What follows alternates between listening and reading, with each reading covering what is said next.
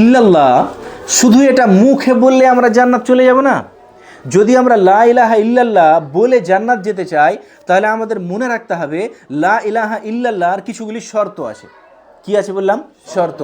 যদি কোনো কাজের জন্যে, কোনো ইবাদতের জন্যে যেই সমস্ত শর্তগুলি লাগানো হয়েছে, ওই শর্তগুলি ওখানে না পাওয়া যায়, তাহলে কিন্তু ওটাকে ইবাদত বলা, ওটা কবুল হবে। তো ওইরকমভাবে আমরা যে লা ইলাহা ইল্লাল্লাহ বলবো, কালেমা পড়বো, এর জন্যও কিছুগুলি শর্ত আছে। যদি ওই শর্তগুলা না পাওয়া যায়, তাহলে কালেমা বাস বেকার। এটাই তো। এইবার প্রশ্ন হলো, কালেমা লা ইলাহা ইল্লাল্লাহর শর্ত কয়টি এবং কি কি? 7টি। যদি কেউ 8টি বলেছেন, 7টি, যদি কেউ 8টি বলেছেন। নাম্বার 1, আল ইলমু। আল ইলম বলতে জ্ঞান, শিক্ষা, বলতে কালিমার সঠিক অর্থ জানা। কালিমার সঠিক অর্থ জানা যে আল্লাহ ছাড়া কেউ ইবাদতের উপযুক্ত নয়, বাস্তবে পরিণত করা। ঠিক আছে? তো প্রথম কথা হলো আল ইলমু, মানে এর অর্থ ভালোভাবে বুঝে নেওয়া যে আল্লাহ ছাড়া প্রকৃত মাবুদ, উপাসক, ইবাদতের যোগ্য অন্য কেউ নেই। নাম্বার 1 হলো। নাম্বার 2 হচ্ছে আল ইয়াকিন। নাম্বার 2 হচ্ছে আল ইয়াকিন আল মুনাফি লিশাক, মানে কি সন্দেহ ছাড়া দৃঢ়ভাবে বিশ্বাস করে নেওয়া। কাকে? আল্লাহকে, যে আল্লাহ রাব্বুল আলামিন প্রকৃত মাবুদ, উপাসক, ইবাদতের যোগ্য। 3 নাম্বার আল কবুল আল মুনাফি লিররাদ। আল কবুল, আল কবুল বলতে গ্রহণ করা, অহংকার না করে, অস্বীকার না করে এই কালিমাকে সঠিক অর্থ অনুযায়ী গ্রহণ করে নিতে হবে। 3 নাম্বার। 4 নাম্বার আমরা কি বলবো? আল ইনকিয়াদু আল মুনাফিল ইত্তারক। আল ইনকিয়াদ 3 নাম্বার কি? 4 নাম্বার আল ইনকিয়াদ, এর বাংলা অর্থ কি? আনুগত্য। আনুগত্যর মানে আল্লাহর আদেশের কাছে আত্মসমর্পণ করা, যেটা আমরা পড়লাম আল ইস্তিসলামু লিল্লাহি বিত্তাওহীদ, মানে আল্লাহ রাব্বুল আলামিনের আদেশের কাছে আত্মাকে সমর্পণ করে দেওয়া।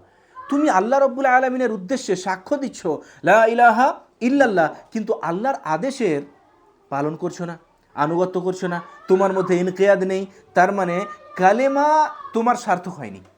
কালেমা তুমি ওইভাবে পড়নি যেইভাবে আল্লাহ রাব্বুল আলামিন তোমাকে পড়তে বলেছেন। কটা হলো? 4টা। 5 নাম্বার কি? আসিদকো। আসিদকো, আসিদকো আল মুনাফি লিল কাযিব।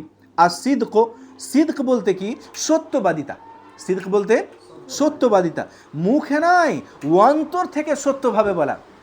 মুখে আমরা বলে দিলাম লা ইলাহা ইল্লাল্লাহ, আর বলছো যে না আমার লা ইলাহা ইল্লাল্লাহ কমপ্লিট, না, হবে না।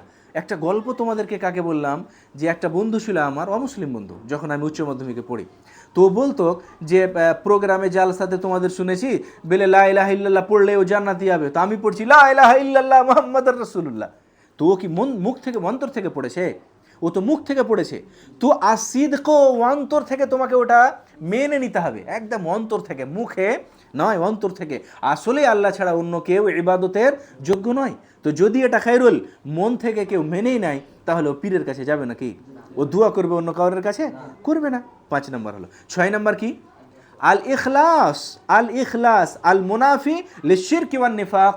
ওর মধ্যে না থাকবে শিরক, আর না থাকবে নেফাক, না থাকবে নেফাকি। নেফাকের ব্যাপারে আমি একদিন বলবো ইনশাআল্লাহ।